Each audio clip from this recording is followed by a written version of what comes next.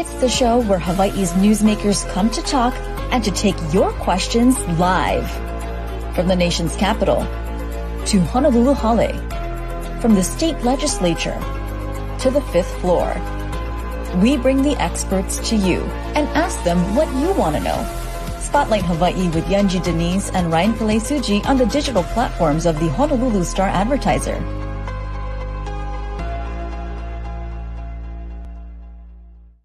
This episode of Spotlight Hawaii is brought to you by Longstrugs. Well, good morning and happy Aloha Friday. We've made it to the end of another busy week. I'm Ryan Pillay-Suji, joined by Yunji Denise, and this is Spotlight Hawaii on the digital platforms of the Honolulu Star-Advertiser. This morning, we're going to be focusing in on a specific area of Honolulu and its urban core that has been, of course, up for debate for a number of years now about development, but we're focusing on a specific district and the impact that it could have to one community. That's right. We are speaking today with Office of Hawaiian Affairs Chair Carmen Lindsey and OHA COO Casey Brown to talk to us today about Kaka'ako Makai and some of the moves in the legislature that could make it potentially possible to develop this part of our island. Welcome to you both. Thank you for being here. Thank you. Aloha, Yunji and Ryan. So Chair Lindsey, I want to start with you. I think a lot of us are familiar with where this property is. We may have gone for a walk in that area, but not everybody really understands the history, how this came to OHA. So if you could briefly tell us about how the land was acquired, why it was acquired, and why it has not been allowed to be developed up until this point. Thank you. In 2012, 50 acres of land Makai of Ala Moana Boulevard in Kaka'ako were transferred from the state of Hawaii to the Office of Hawaiian Affairs as a settlement for our past due public land trust revenue debt of $200 million for its use of ceded lands. This landmark settlement represented the end of one of the longest running disputes related to the state of Hawaii's use of the Native Hawaiian people's ancestral lands. So after decades of fighting at the legislature and in court to compel the state to pay its debt to Native Hawaiians, OHA believed that the 2012 settlement was the best deal it could get at the time and into the foreseeable future.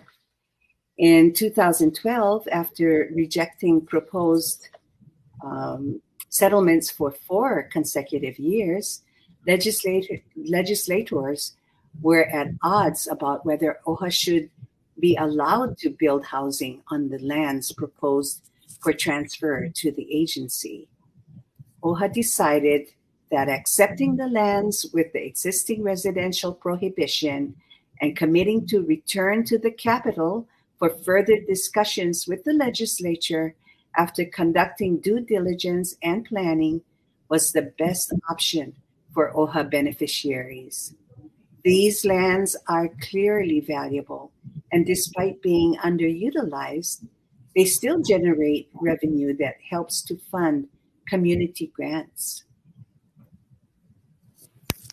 And Casey, if you can maybe expand a little more about where things are at right now, specifically with what the organization is asking for of the legislature and where things stand with specific legislative bills and where it is in this process right now. Sure. So the bill OHA was initially supporting was SB 736. That bill has died both in the House, in both houses, the House and the Senate. But it doesn't mean, OHA doesn't believe that means that the elements of our bill and the ideas of our ask are dead. There are other vehicles in the legislative process that tend to surface. And what we did see is, even though 736 hasn't been scheduled for the hearing in WAM, which it was intended to go to, that WAM has another bill in session that they introduced that is Senate Bill 1235. And we noted that in 1235, which was heard recently, that they pulled in elements from 736. They pulled in elements from our original bill And those elements were $65 million for the bulkhead, some monies for our Kukani local lands, as well as $6 million to perform an EIS study for Kakakomakai. And more broadly, Casey, I'll stick with you for a second. If you could tell us, what's OHA's vision for this property? If given, full access to develop it in the way that your agency sees fit, what would you like to see there? Yeah, great. So everything starts and ends with us for it being a Hawaiian sense of place. That's the foundation of OHA's vision. Now, a cornerstone element to that Hawaiian sense of place would be a Native Hawaiian Culture Center. So that's one project that OHA envisions that can be that epicenter of a Hawaiian sense of place. Now, the other part of this vision is, OHA sees a live, work, and play community there. And those words are used often in developments, but this is definitely real and intentional by OHA to create a place to live, which means we want to have this residential community there, which is why we have the bill this session. We want to create a place to work. So there's planned commercial construction that's going to be surrounding the residential. It's going to be, maybe on the bottom floors of this residential. And so bringing commercial businesses so people, the community, locals can work. And to play is what we have planned in terms of the green space we want to maintain, the open spaces we want to maintain. So that's the high level vision for OHA right now. And Chair Lindsey, if you can expand upon what elements of the language that was taken from that bill and inserted into this new bill, I believe by Senator De La Cruz, what are some of the things, we know that there are funding aspects to that, but is there anything else specifically in there in the language that you are requesting, and what would that funding be used specifically for? Well, the funding is the $65 million for the bulkhead repair. We can't do anything on Fisherman's Wharf lot until that bulkhead is repaired. And it's HCDA is half of the bulkhead and the OHA property is the other half. So that's an imperative funding that we have to have before we can construct on Fisherman's Wharf. And the $6 million for the environmental impact statement is imperative because we need an environmental impact statement in order to develop as well. So I believe that these monies are the beginning of development for us at Kaka'ako. And let me stick with you for a minute, if I could. I'm interested, how many housing units would you ideally like to see there? And how do you think this will help our broader housing shortage, given that it seems like so many of our issues facing the state right now, all roads lead to housing. So how specifically would this help to alleviate some of the crisis we're seeing there? Well, it all depends on the height that we're allowed. As you well know, our Bill 736 asked also for the height to be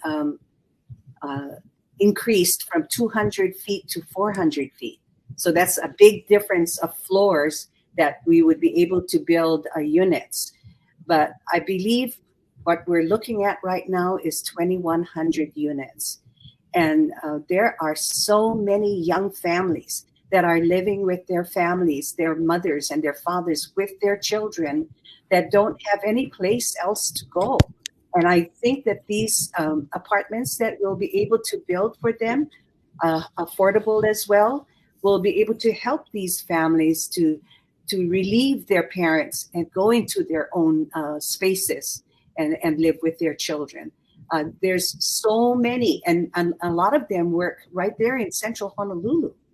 So I think that it'll be a critical, according to people we've talked to as we've passed around the communities, they're so excited at the thought of being able to live right there in central Honolulu.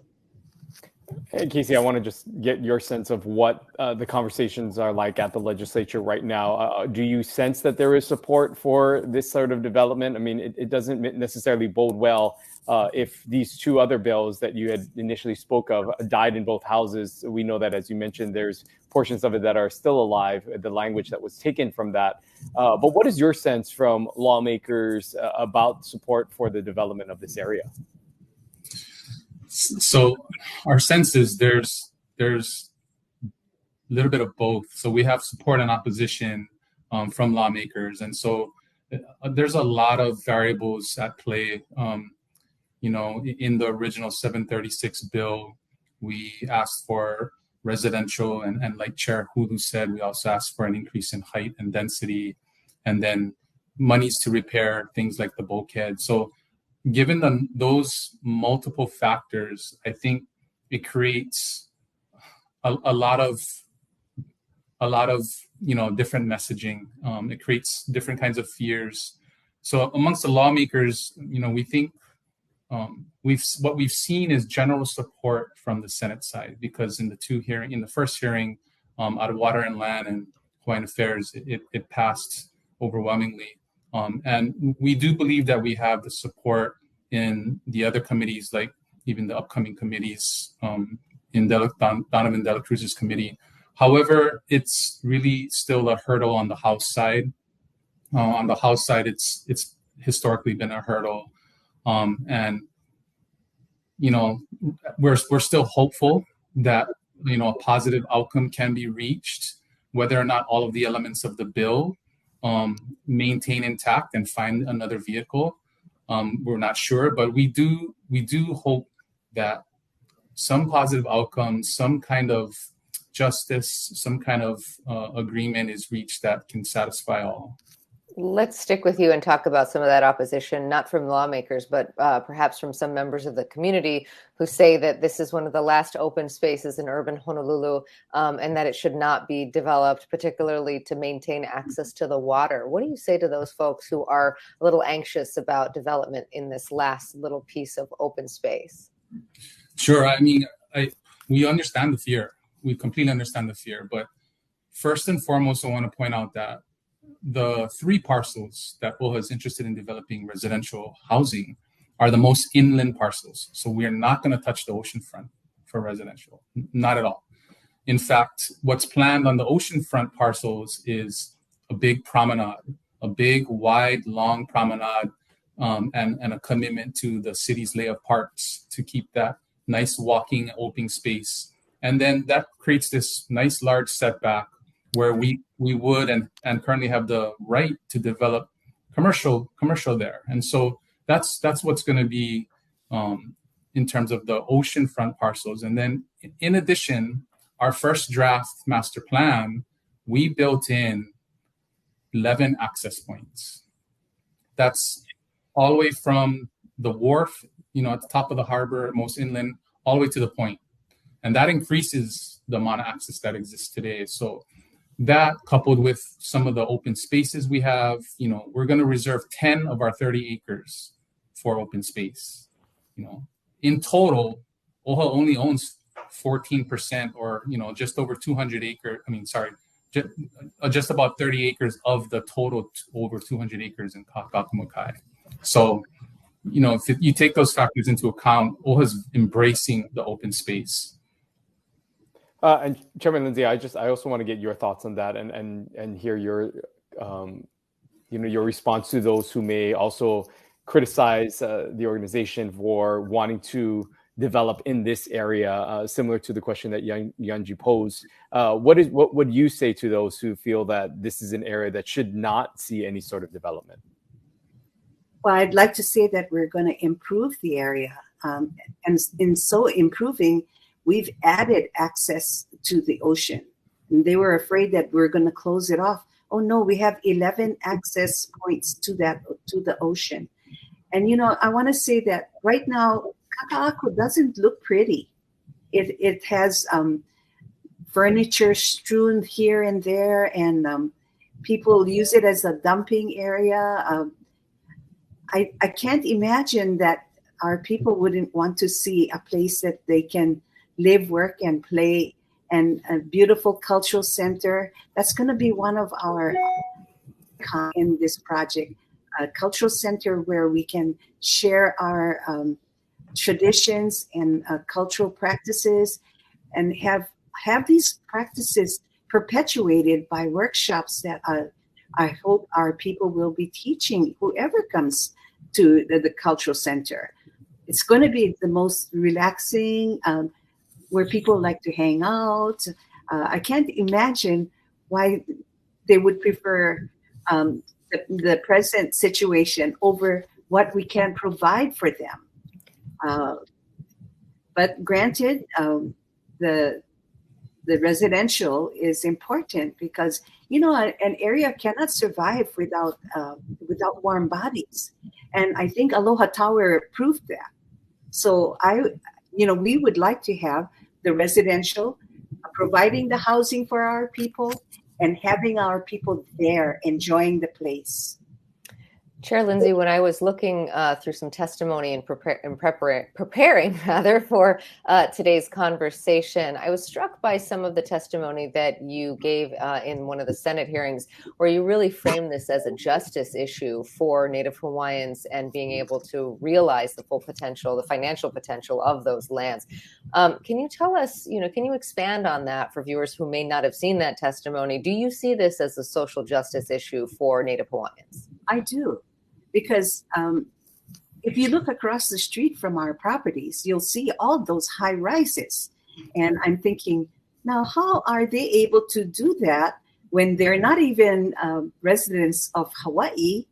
And the host culture cannot even put up 3 condos for our people. I think that's just an injustice. All we're asking for, is for fair treatment, and not special treatment, equal treatment to other people that have built across the street. Now, just for an example, one of the lots that we are asking for residential is only 200 feet away from another high rise across the street that's 400 feet high. Now, how is that? Why can't we do the same thing? Yeah, Casey, I'm interested in your thoughts. Do you think that this is an issue of fairness when you do look at all the development that's happened over the last few years in the Kaka'ako master plan and the large buildings that have gone up there? Do you see this as a social justice issue as well? 100%. So I echo Chair Hulu's comments about, all the projects that are right across the street. And, if you go further inland and even along the boulevard, you'll find many, many towers that are 400 feet or over. Not only that point, but also, it's our understanding that in 2012, the intention of the legislators when they gave these lands to OHA in lieu of cash, the intent was that OHA could come back in the future to get residential entitlements.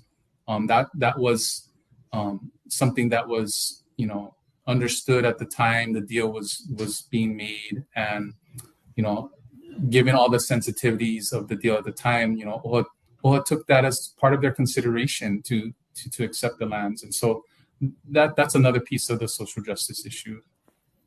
And Casey, I'm wondering if you can just lay it out for those who may not be familiar with this master plan and what you folks are looking to accomplish. If you can specifically cite the areas in which you would want these towers to be, and where the cultural center would be, if you can kind of give us a lay of the land as to where specifically some of these projects you're looking to develop. So I don't have the map handy, which would be helpful, but we tend to reference these parcels by letters. I'll try to think of certain landmarks. So there's Lot E, which is right off of Alamana Boulevard and currently has the old AFES building, AAFES building. That's one lot. And then there's a large lot below that one that we refer to as the FNG lot. It looks like a piano. That one's also slated for residential. And in terms of the culture center has been looked at to be in a couple of different parcels, but where we last talked about it was it could be somewhere in the piano lot. It could be in another inland lot as well. And then the third parcel that we refer to is the parcel I for residential, and that's also on Ala Moana Boulevard. And that one is the most ever end of our parcels near the city's pumping station and sewage station. You know, Chair Lindsey, I'm interested because this is obviously not the first time this issue has come up. Given what Casey laid out about the original perhaps intent when those lands were transferred to OHA, why do you think that this has encountered so much opposition, and why has this been so difficult for the agency to achieve? Well, I think the people that live in the area has gotten used to using the place as their private area.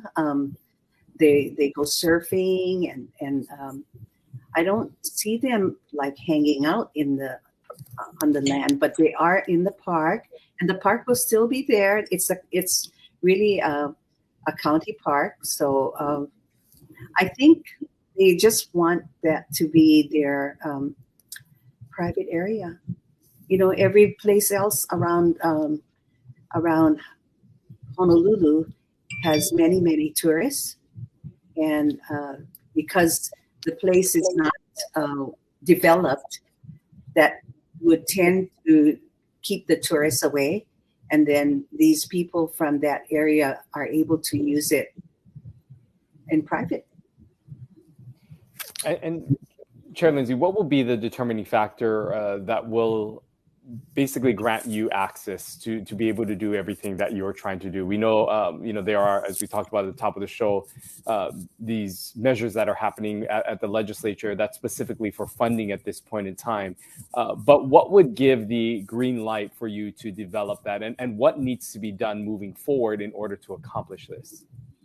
I think that we can develop it today through the HCDA rules and regulations for commercial and retail.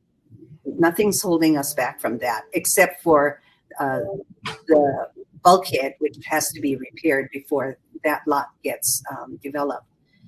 But other than that, if we don't get residential, we'll probably let those lots sit and move on the commercial lots. Yeah, Casey, could you expand on that? If you kind of get some, but not all of what you're asking for this session, how do you move forward? Yeah, I would definitely agree with Chair Hulu on her comments there, is that we have to do something, and OHA did spend a good amount of time these past 10, now 11 years trying to unlock the full potential, right? So we could have developed commercially, but the difference between value and to our beneficiaries, between the as-is kaka'akumakai and the fully unlocked potential with residential, is significant. So that's why so much time was spent there when we could have just gone ahead and started to do commercial. But it's a significant difference. After more and more fighting, or trying to compel the state legislator to give us what we're asking for, we should be looking at ways that we can start to develop according to our plans, but yet do it in a way, in a sequence, in a meaningful way that allows us to still retain the lands in that are reserved, that we think should be reserved for residential. Retain those lands for a future look, or for a future board, however far down the line that is. But commercially, we have the right to build and redevelop on these parcels. Yeah. And Casey, I want to stick with you here. How much are you folks willing to negotiate? Say that you aren't able to get the 400 feet exception and be able to get what you've asked for, and they keep it as is. Will you look to continue to move forward with some residential, if it's not the entire scope of what you're asking for, at what point do you see a different path that might allow for some sort of middle ground between what you're asking for and what will ultimately be allowed? So that's a decisions that board will make. So I'd like to see if Trustee Hulu, Chair Hulu, would like to respond to that first, because that kind of decision on negotiating what we decide to let go, trade, or not trade away, that's a trustee decision. Sure, Chair Lindsey, your thoughts on that? Well, first of all, I have met with Speaker Saiki, and he has offered other lands to us that we would be able to build housing, but that is not a consideration for our Hawaiian people. We have heard from many of our beneficiaries that has told us, don't give up the land. This is the last ocean front in central Honolulu that is in OHA's name. And our Hawaiian people were the first inhabitants of that area. And they're with their grandparents and the grandparents' parents, and they want to go back there. So I have expressed that to Speaker Saiki. And, we would be open to any other kind of negotiations that he wants to have. And we've expressed that to him. I think that he's thinking about it. So we're hopeful that he comes up with some kind of solution for us. If we have to adjust some of our asks, we're willing to talk to him about it. And Chair Lindsey, this idea that this land would benefit Native Hawaiians, there's no way to really, as far as I know, and please correct me if I'm wrong, to restrict who can actually purchase these properties. And some of the criticisms that I've heard levied out there are, well, Native Hawaiians won't necessarily be the ones who are inhabiting the residences themselves. What do you say to that? How is that still a benefit to Native Hawaiians, even if they aren't the ones who are actually living there? Well, as part of OHA's grants, we do have a grant that is educating our people to be homeowners. And we're hoping to get our Hawaiians ready so that if we are in construction, they can be prepared to apply for a mortgage when it opens up to the general public. It was never our intention to only have Hawaiians, but we would like to have our Hawaiians to have some preference. And in other developments, that's been possible. So I think we would certainly look at it and see if that's a possibility and afford our people the first preference and then open it up to the general public. Yunji, may I add something to Chair's comment? The other prong of this development is that OHA sees this as an economic engine. So on the housing front, we can help the community, the local community, and that's our intent, right? And part of that community is Native Hawaiians, but sure, we're not like the HHL. We can't reserve it strictly for Hawaiians, but we want to help the community, right?